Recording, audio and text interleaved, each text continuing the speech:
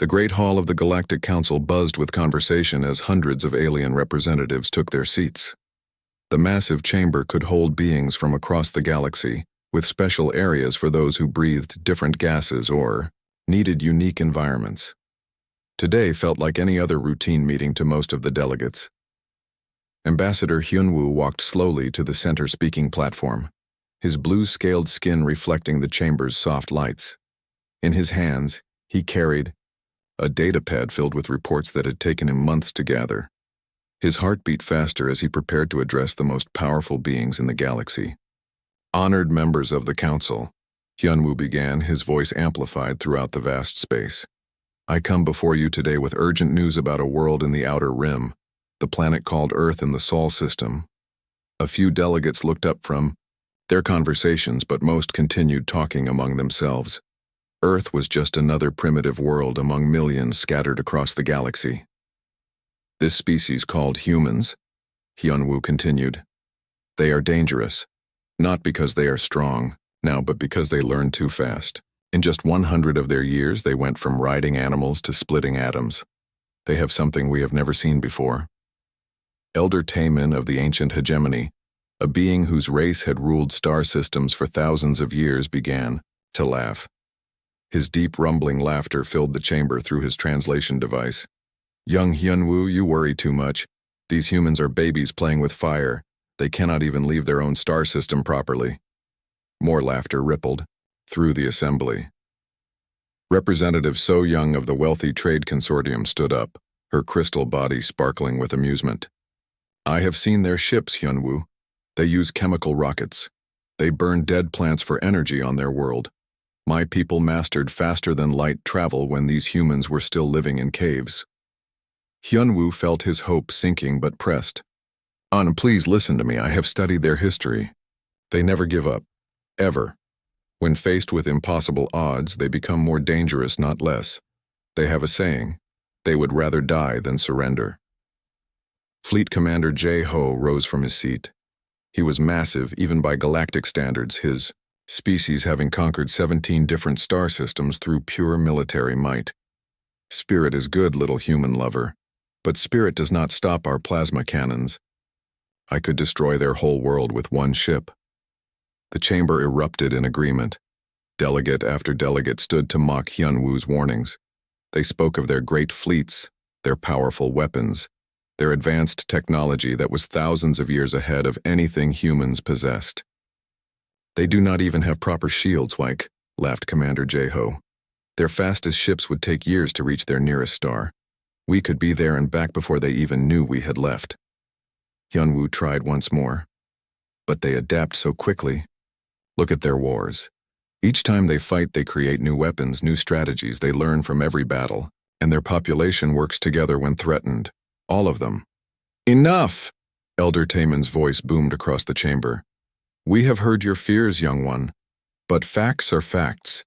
We have technology they cannot imagine. We have ships that could carry their entire world.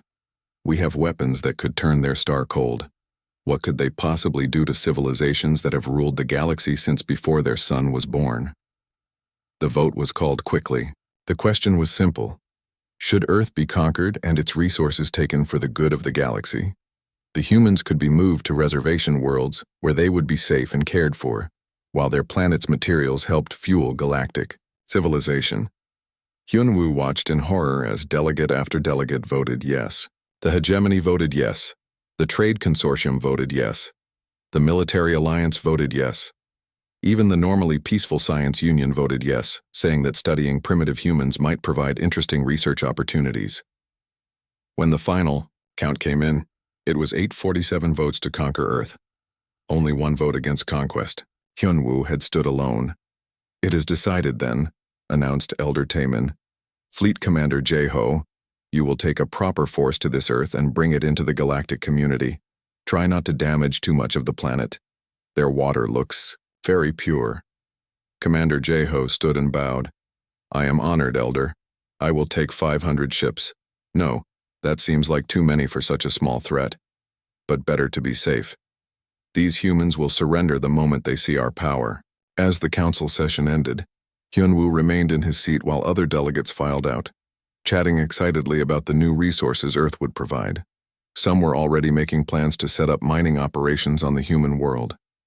None of them noticed that Earth had been unusually quiet for the past 50 years.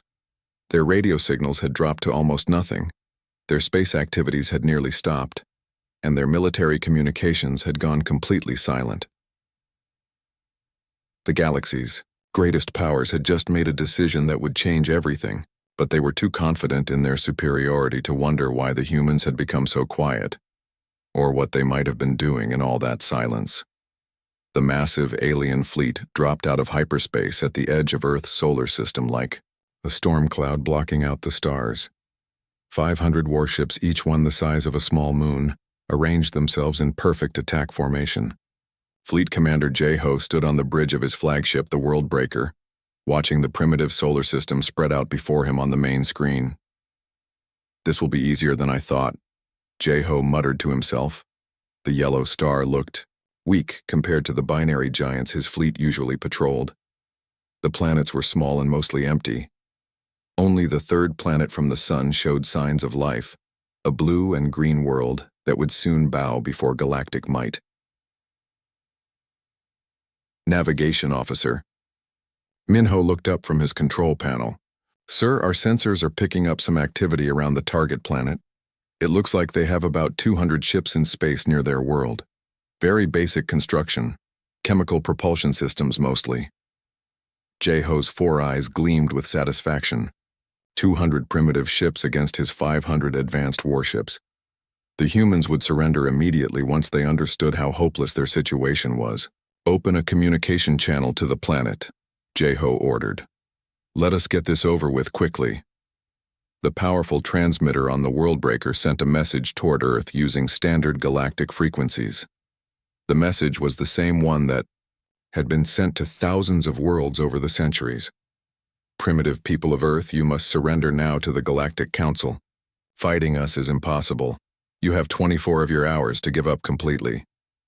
J-Ho expected the usual response. Sometimes planets tried to negotiate, sometimes they begged for mercy, sometimes they just went silent with fear. But the response that came back from Earth was different. The voice was calm and friendly, speaking perfect galactic standard language. "Hello there, Fleet Commander J-Ho of the ship Worldbreaker. Thank you for making the long trip to visit us. We have been waiting for you to arrive. Before we continue, would you like to think about your plan again?" Communications Officer Yansu looked confused. "Sir, how do they know your name? How do they know the name of our ship? We never sent that information." J-Ho felt a small worry start in his stomach, but he pushed it away. These humans probably had spies somewhere, or maybe they had stolen some galactic communications. It did not matter. "Show them what happens when primitives try to be clever," J-Ho growled. "Target their moon with the main cannon. One demonstration should end their foolish bravery." The Worldbreaker's primary weapon charged up with a sound like thunder. The energy beam that shot out could have destroyed an entire mountain range on any normal world. It struck Earth's moon directly in the center, where it should have blasted a crater visible from space. Instead, something impossible happened. The moon absorbed the energy completely. All of it. The energy just disappeared into the lunar surface, which began to glow with a soft blue light. "What just happened?" J-Ho demanded. Sensor operator Da-Yoon stared at her instruments in disbelief. "Sir, the energy from our main cannon did not explode. It was absorbed. The moon is storing it somehow. The energy signature is still there, but it is not being released." Before anyone could respond, the friendly human voice came back over the communication system. "That was not very polite. We were hoping we could talk about this peacefully." J-Ho looked at his tactical display and suddenly felt very cold. The 200 human ships that had been orbiting Earth were gone. Not destroyed. Gone. The sensors could not find them anywhere. "Where did their ships go?" he asked quietly. Minho worked frantically at his controls. "Sir, I do not know. They were there and now they are not, but wait, I'm getting new readings from all over the solar system. There are ships moving in the asteroid belt. Big ships. Lots of them." Tactical display updated. and Jae-ho's confidence cracked like ice. The screen showed not 200 human ships, but thousands. They were scattered throughout the solar system, moving in perfect coordination. Some were hiding behind asteroids. Others were moving between the planets. Many more were coming from directions that should have been empty space. "How many ships do they have?" Jae-ho whispered. "I count at least 3,000, sir. Maybe more. They are using some kind of technology that makes them hard to track. Our sensors keep losing them and finding them again in different places." The human voice spoke one more time, and now it sounded different. Still calm, but with something underneath that made Jae-ho's skin crawl. "Fleet Commander Jae-ho, you came here planning to conquer our world. We suggest you prepare yourselves to learn something new." All around the alien fleet, space began to shimmer like water. Human ships started appearing everywhere, flickering in and out of sight like ghosts. They moved in ways that violated everything Jae-ho knew about space combat, appearing behind his ships, above them, sometimes seeming to be in two places at once. The battle was about to begin, and Jae-ho realized with growing horror that his fleet was not fighting primitives with chemical rockets. They were fighting something that made galactic technology look like children's toys. The first shots of the battle fired at exactly 2:37 in the afternoon, Earth time. Within 60 seconds, Fleet Commander Jae-ho knew his fleet was fighting an enemy that should not exist anywhere in the galaxy. "Report, what is happening out there?" Jae-ho shouted as his massive flagship shook from impacts that somehow passed right through their strongest shields. Tactical Officer Sung-ho gripped his control panel with all four hands, his voice shaking. "Sir, the human ships are appearing and disappearing. They come out of nowhere, shoot at us, then vanish before we can shoot back. Our weapons cannot lock onto them because they keep changing location." On the main battle screen, Jae-ho watched human vessels flicker like candle, flames in the wind. One moment a human ship would be in front of his fleet, the next moment it would be behind them, firing weapons that cut through alien armor like it was made of paper.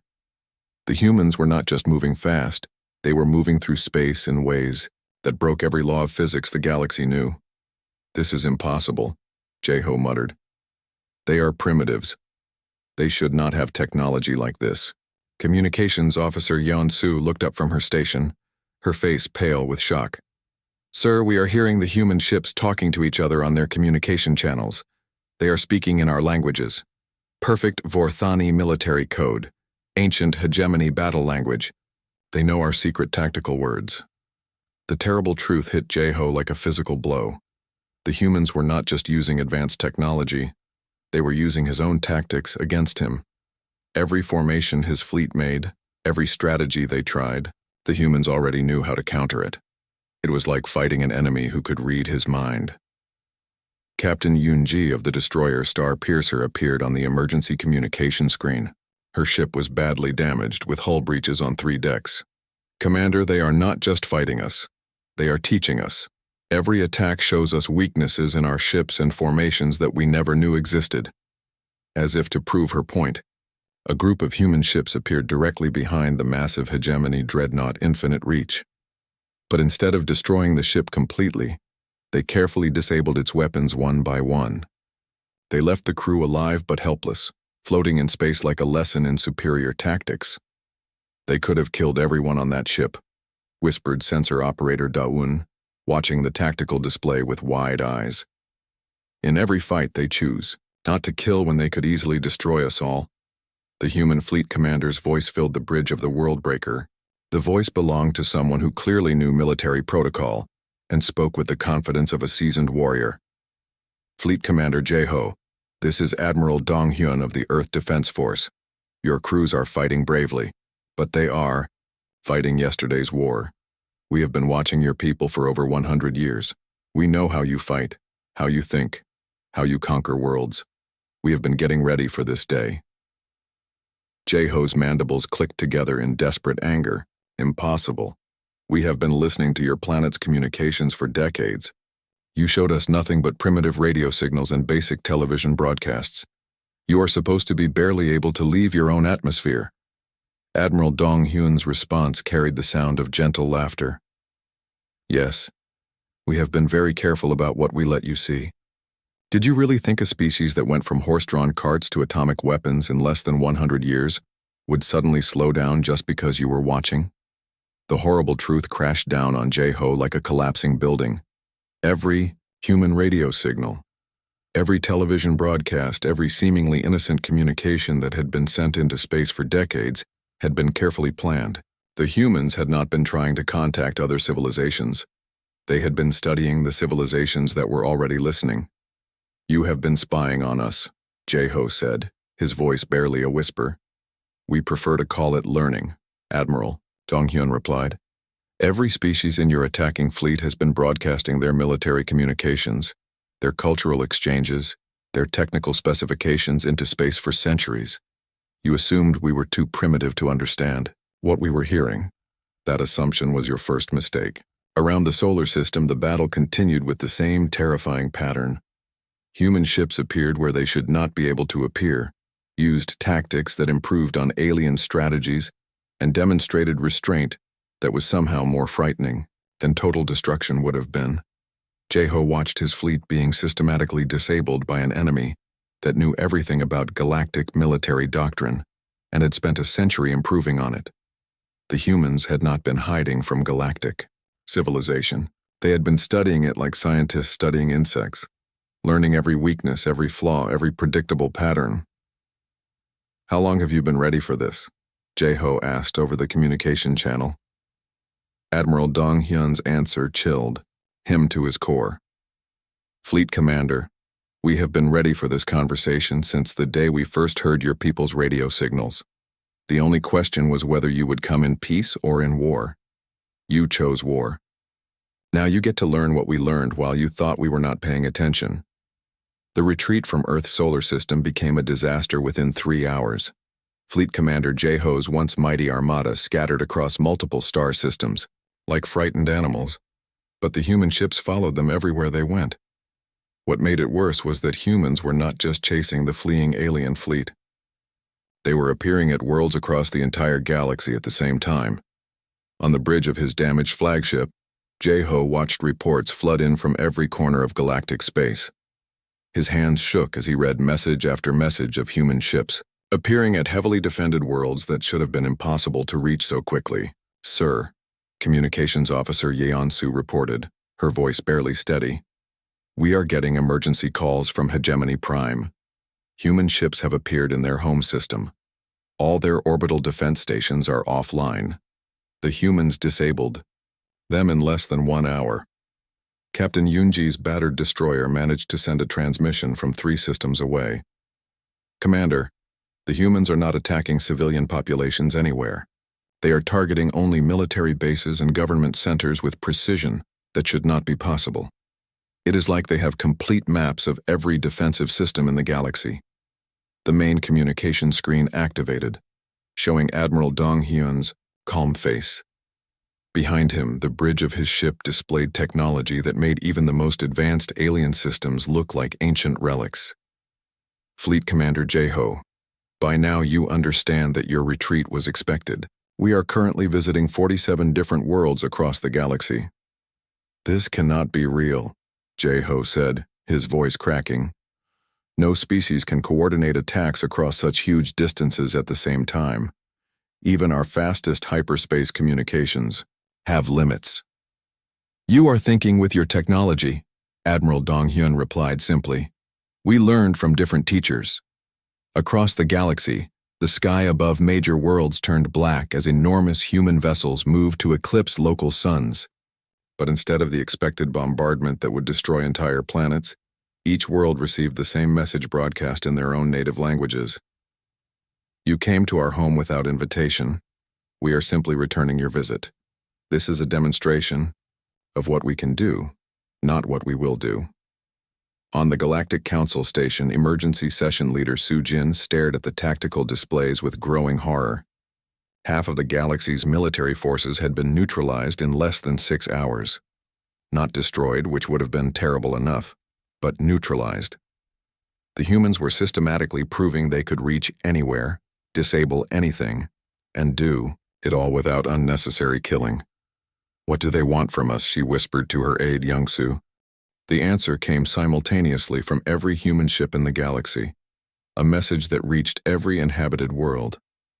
We want you to remember this day. Remember that we chose not to kill when we could have destroyed everything. Remember that we could have done this at any time during the past 50 years while you ignored us. And remember that the next species you threaten might not be as patient as we have been. The most terrifying part was not the human technology or their ability to appear everywhere at once. The most frightening thing was what it meant. If humanity could do this now, what had they been capable of for decades while the galaxy remained completely unaware? Reports continued flooding in from across galactic space. On Centauri Major, human ships had disabled the planetary shield generators without harming a single civilian. On Rigel 7, the entire space fleet had been rendered helpless in minutes, but the crews were unharmed and had been provided with emergency supplies. On Vega Prime, the humans had somehow taken control of the global communication network just long enough to broadcast a single message. We could have done this any time in the past century.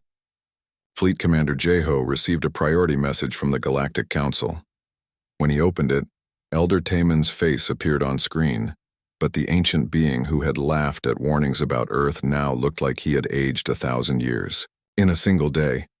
Commander, Elder Taman said quietly, several of our member worlds are asking to surrender directly to the humans.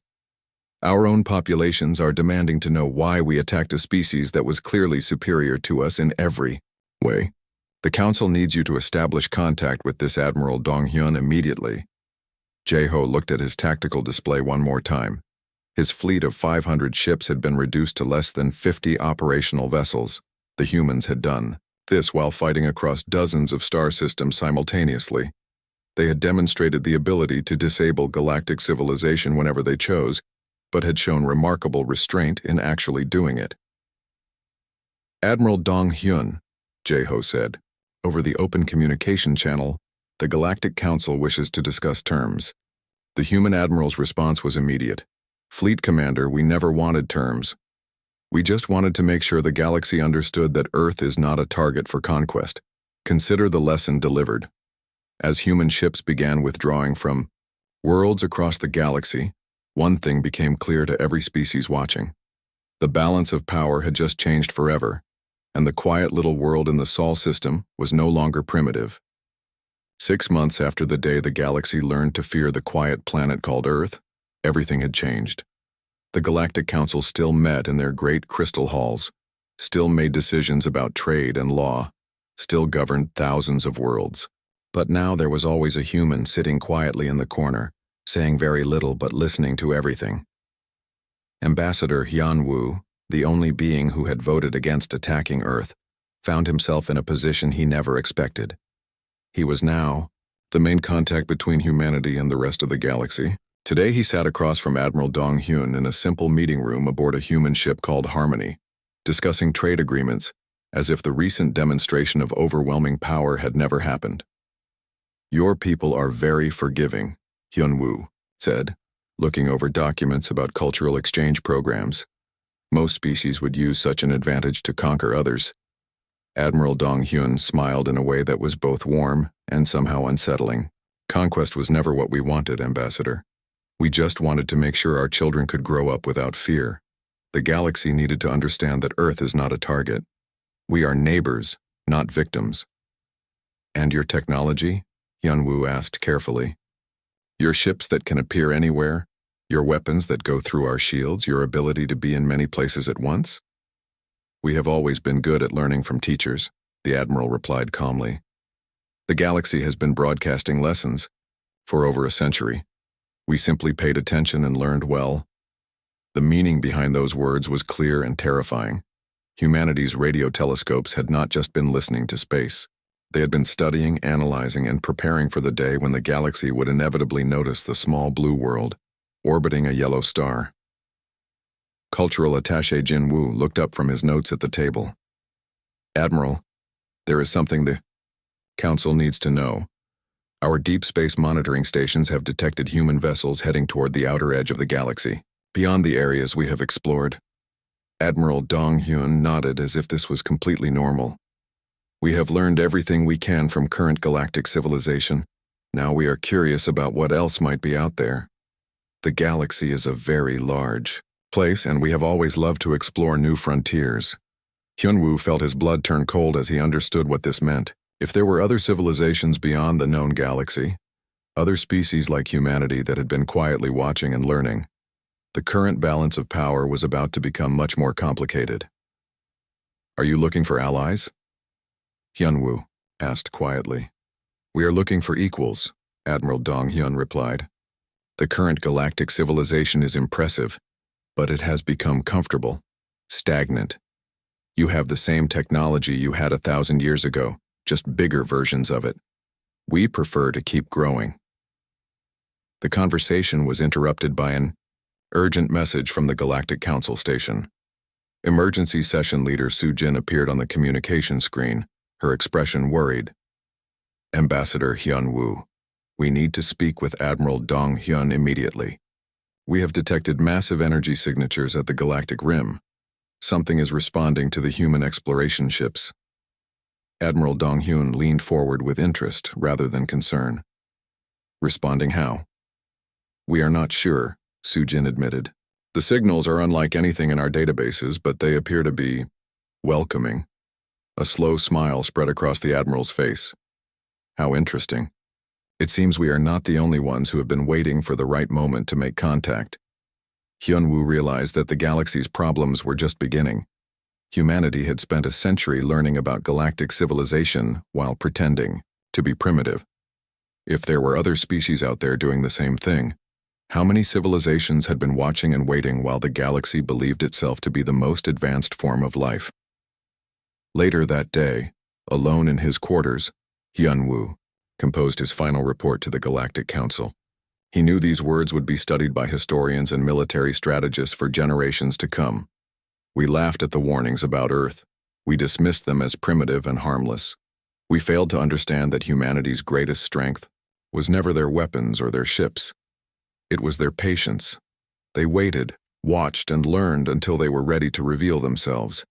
Now they are heading into the unknown parts of space, seeking others like themselves. For the sake of all our worlds, I hope they find what they are looking for, and I hope those they find are as peaceful as humans have proven to be. He paused, then added one more line that would become famous throughout galactic space. Never underestimate the quiet ones. They are usually the ones who have been listening the longest. As Hyunwoo finished his report, he looked out the window of his ship at the stars. Somewhere out there, human vessels were making contact with civilizations that might be even more advanced than Earth. The galaxy was about to discover that the age of comfortable superiority was over.